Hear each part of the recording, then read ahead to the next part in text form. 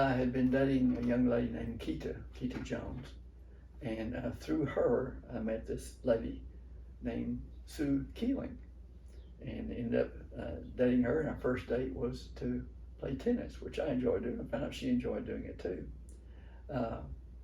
She was working at UT Graduate School of Biomedical Sciences in Houston, and she worked in genetics, doing karyotyping by hand. And through her, got to know Tom and Lala Goka and Ben, and became friends, and just did a lot of things with them and just enjoyed them. We got married in 1975 in Louisville, Kentucky, where Sue was from. And Sue's dad was, we called him Pawpaw. Pawpaw owned his, Ollie Melwood Keeling was his name, and he was Pawpaw. But anyway, he owned Keeling's Country Key Market. It's kind of like a Safeway store or Brookshire Brothers or whatever. It was a grocery store. The Keelings had a big 2-story house there in Louisville, had lots of antiques, and it was on several acres of land. Now, I was living in Houston at the time, and then later, like in 1978, we moved to Nacogdoches, and there I taught biology and physical science. In the high school, later became science department chairman. Then I went back to school again. Went to Stephen F. Austin University again, and I got my second degree in curriculum and instruction in secondary education. And this is when Melinda and Matthew were just kids. Yeah, and I think they asked you to do that. Like, they really wanted you to do that. Yeah. And you're like, well, I'm not qualified. And they said, oh, well, you can take classes while you're actually being the assistant principal. Yeah, Mr. Walker, the principal, had said this. And I said, well, if he's got confidence in me, maybe I'll give it a whirl. Yes, he liked the way I taught. Anyway, and I could go ahead and be working doing that while I was taking courses. So I started doing that. I became assistant principal for curriculum and instruction in 1985. And my main job was to sit in on teachers' classrooms. I'd go in and observe them, all the teachers, and there was close to 100 teachers there in the school. And I'd go in and listen to them and take notes. And after, the next day or so, I would call them in and sit down with them and talk to them about what was going on in the classroom, what they did really, really well, and how they could improve in some areas. And that was the main purpose of my job right there, to evaluate them, help them to become better teachers. 1 week per month, in addition to evaluating teachers, I would have duty, special duties. It would be in before school on the bus drive, after school on the bus drive, lunch duty. I think I had lunch duty then too, and make sure people put their trays up and didn't get in fights and would break them up, and make sure everything was going okay there. Any problems that arose, then I was in there to do you remember the dominoes? How people would play dominoes and just slam yes, down on the table? A lot of kids like to play dominoes during lunch. And they had these, I don't know whether they're metal tables or what, but when they would play, they slam them down, it would just echo through the whole cafeteria. place, and everyone was just Everybody, So I had to go over and get that stopped, and that would happen. That happened a lot, But anyway, my job was getting substitute teachers when a teacher was ill. They would call and say, I'm sick. So then I've got to find, if it's an English teacher, I try and find somebody on our sub list that can teach English. It was a PE teacher, physical education. I try and find somebody that could fill that, or a science class or a math class where they could answer questions. Didn't always work out that way, but I'd get whoever I could that I felt best fit that position, and call them up and get them there in time, and have the lesson plans turned into me, and then go over them with them quickly, and then take them down the room and get them started. If they had this any was problem. Before automation. Like, you had to call every single person. Yeah, that's right. Call them on the phone, wake them up. Well, I'm sorry, I'm going out of town. No, I'm going to my daughter's play today. And, okay, I'm going down the list. Now, I know you're a math person, but we need you teaching English today. But it was interesting and it was fun. And if they had problems during the class, I'd come down, I'd talk to the students and get it all straightened out. Then we'd go on from there. one, like I was saying, 1 week per month I'd have special duties, out on the bus drive in the morning and after school and all that. But during my regular day, I was helping getting substitute teachers in, and I would have lunch duty, in the cafeteria, and I would help there. And I would say, is there any fights? I'd help break them up. I remember Mr. Walker, who's about 5'8". Was 5'10". I don't know how tall I am now. But Mr. Walker's about 5'8". Tough guy though. I remember one time there was a fight going on, and I looked up, I heard the noise, I looked up, and he was in midair like this, just like that, and he hit the guy and knocked him flat. He was in a prone position. I mean, he was breaking up the fight. It was going on. He got it stopped. And I was a good observer. But you did break up lots of fights. I did break up lots of fights, yeah. But I never had to fly through the air in yeah, prone position. that's true. But it's been interesting because since I'm out of education, I still run to people. Aren't you Mr. Malloy? You taught me, or I was a substitute teacher under you, or I taught under you. I have a comment to make. Okay. Every single time that we go to Walmart, Yes, there's a lot of people at Yeah, Walmart. there are we'll see just, somebody. they'll come running up to him to talk to him. And I just tell him all the time, I said, I feel like I'm with a person Yeah. that is known around Yeah, the world or superstar, something Mr. like that. It's like John Dillinger, yeah. But yeah, that's true. Like, you have touched so many lives, Yeah. and people remember you fondly. And like, a lot of people don't want to go up and talk to their old school teachers, but they seek you out to come and tell you how much you meant to them. Yeah. It was a special time, I enjoyed working there, enjoyed working with teachers, enjoyed working with the students. And before that, I really enjoyed the teaching and working with students that way. And was chairman of the science club, head of the science club, not chairman. Had a science club there and get involved in different things. It was just a lot of fun. And I enjoyed being there in high school when you were there as well. Like, some kids probably would have thought like, oh my gosh, my dad's, assistant principal or whatever. But I loved that you were assistant principal. Like, it made me feel special, and everyone loved you. And, I don't know, I just enjoyed having you there and getting to share like my high school experience with you. Yeah, it was a special time having you there too. Oh, okay. That was neat. After I worked at Nacogdoches High School, they moved me over to across the street to the Accelerated Learning Center, just right across the street from the high school, for a while. And their students who had trouble in class and were failing this, that, and the other, and they need to graduate, they'd take them over to the Accelerated Learning Center, and we would accelerate their learning. We'd sit down with them one-on-one and maybe helping them with English, maybe helping them with algebra, with science, or whatever they need help with. We'd help them to get through that, where they could take a test and they could get their credit for the course, and they could end up graduating. After working at Accelerated Learning Center, then went to Piney Woods Academy in Lufkin, Texas. It was a K-8 school, which was really interesting. I was a principal there, and it was a fun time. It was very different from the high school, where you had ninth graders through seniors and those who were seniors for several years. But got to work with the little kids, kindergarten all the way up through the 8th grade, and it was a lot of fun. For kids to come up in the morning and come give you a big hug and roll down the windows when they're leaving school and wave. It was just very, very different from the way it'd been at high school. It was a Christian school too. It was a Christian so, school, yeah, yes. that probably was It was a Christian different. K-8 school. Yeah, interesting dynamic. Yes. As opposed to NAC High. Yes. After that, then I started working in Diboll. Someone you knew, Someone I was knew. like, hey, you need to come over here. Yeah. And so, Okay. they got you into that. So anyway, I went down and talked to the Diboll Correctional Center in Diboll, Texas, about 45 miles away. And they had a GED position open. And this was also a very rewarding time for me.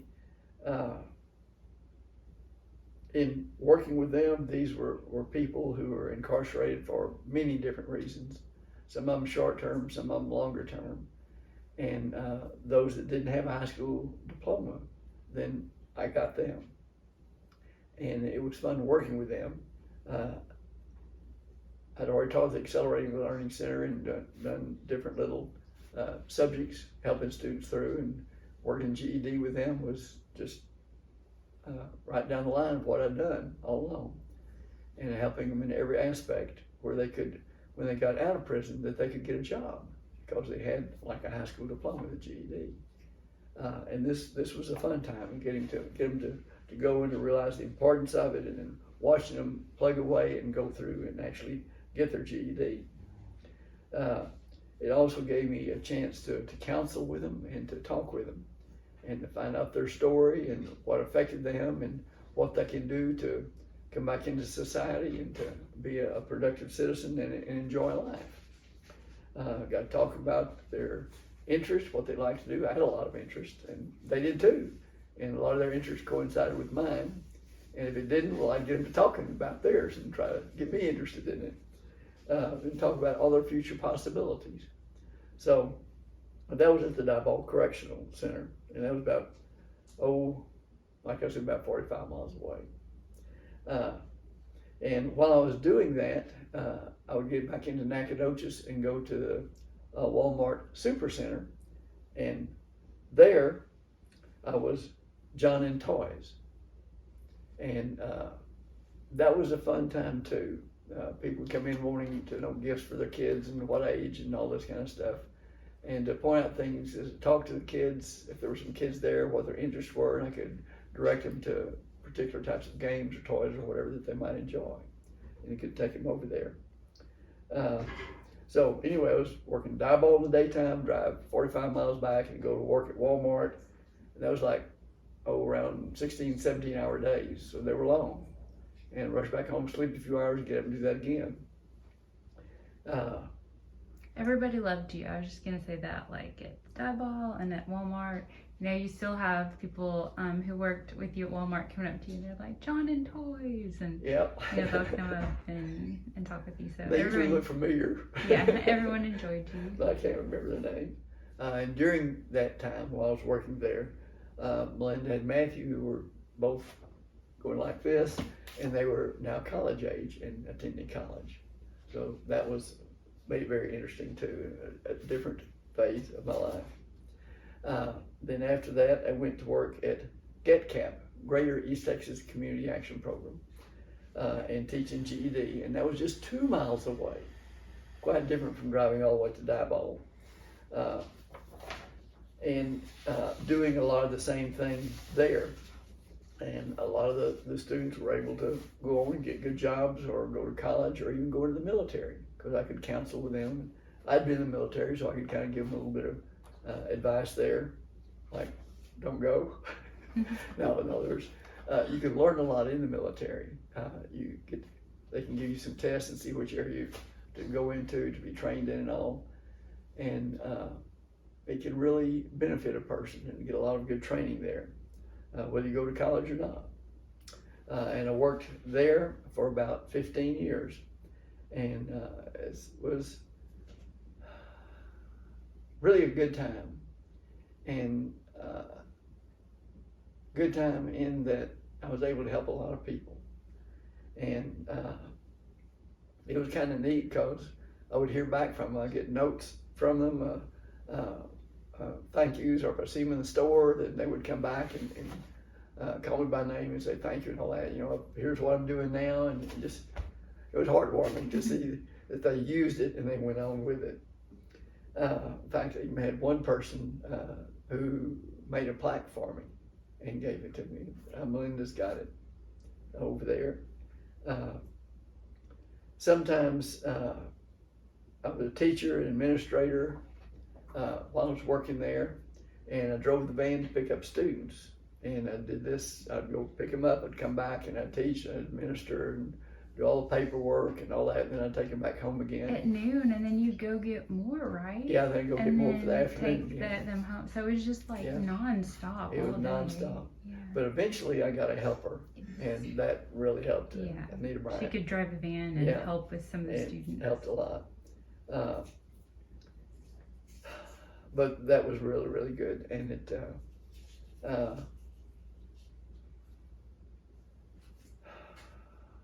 I was able to, during that time, I was able to get to spread God's love and truth.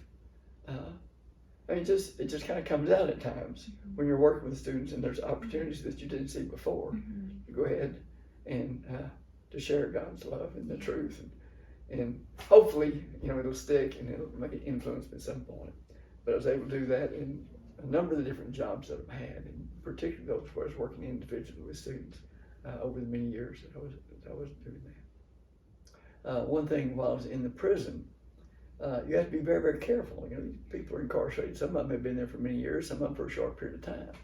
And there are certain things you have to do for your safety and for the safety of others. And one of them, in the classes, they had used pencils or pens. Well, a pencil can be a very dangerous weapon. You can stab somebody, you can kill them. And so I would have to count out the pencils every day and count them when we got through, make sure we got them all back in. And there was one day that I was minus a pencil. And I had a choice. I could go get the guards or whatever and have them come in and have them strip search the guys or whatever. But I decided first I'd try something a little bit different. So I said, okay, we're minus one pencil here. And they all have to be turned in. I've counted them and I've recounted, and we're missing one. I said, I'm going to give you all a chance to straighten this out where I don't have to call in the guards and get anybody in trouble. So I'm going to go outside the room. I'm going to count to 60 or something like that and come back in. I'd like to see that pencil on the desk here. And so I went out and stayed in the hall and sweated blood for a while. Then went back in, there was a pencil on the desk. So it worked out okay and didn't have to do anything for anybody. They knew I was paying attention and that they weren't going to be able to do harm to someone else. So. Yeah, and I was afraid for you sometimes working in the prison because, you just never know. Things can happen and you can be in the wrong place at the wrong time. And so that's definitely something that I had to go to God for peace about, was like you working there. But God protected you. He did. You actually got hurt worse at GitCap than at the prison. Do you remember the kid that hurt your arm when you were breaking up a fight? He threw your arm back. It was your right arm, your tennis serving arm. Yeah. He threw your arm back and it messed up your rotator cuff. You had to have surgery. And That's right. Didn't know if you'd play tennis again. Yeah. It was pretty crazy. I forgot about that. Yeah. So you were the only person there, so you had to stop the fight. There was a big parking lot between me and the main building. Yeah, so you stopped the fight and everything, but you got hurt in the process. Yeah. But you healed and got back to tennis and it was cool. Yeah. Answered prayers. Yeah, that's true. Absolutely true. Okay.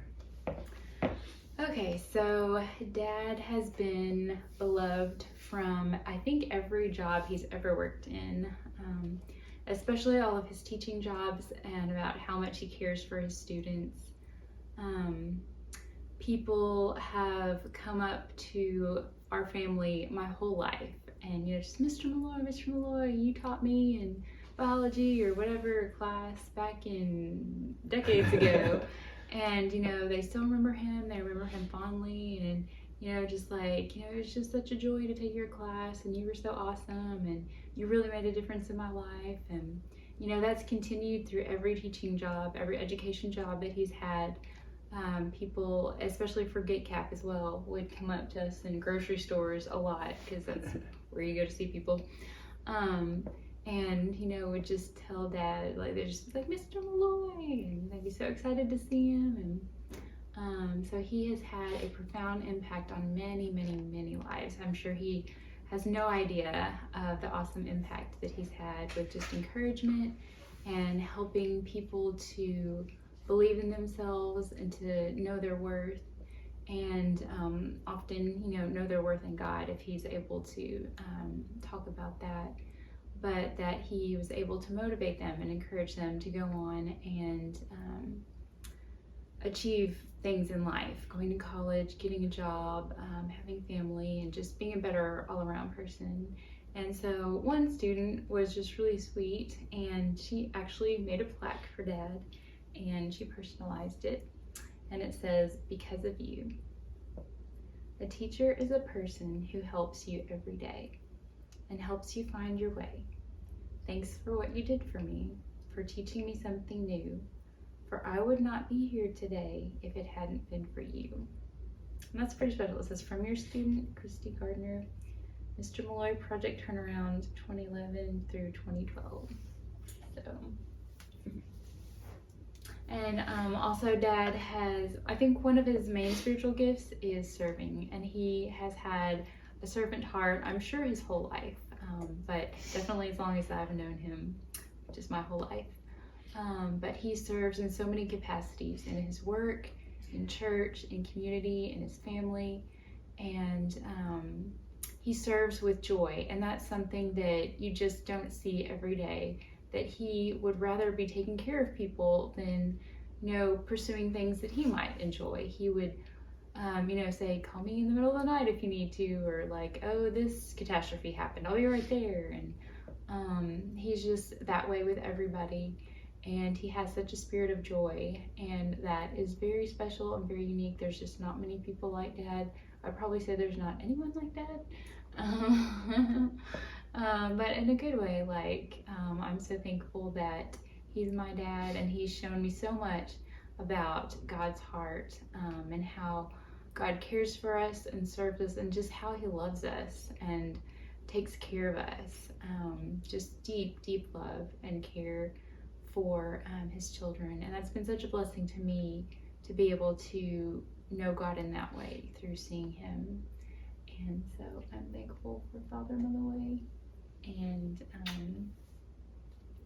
just very, very proud of him, and just he's left an awesome legacy throughout his career and his life, and he's definitely someone to look up to and to emulate, and I'm hoping to do that in my life as well. So, love you too.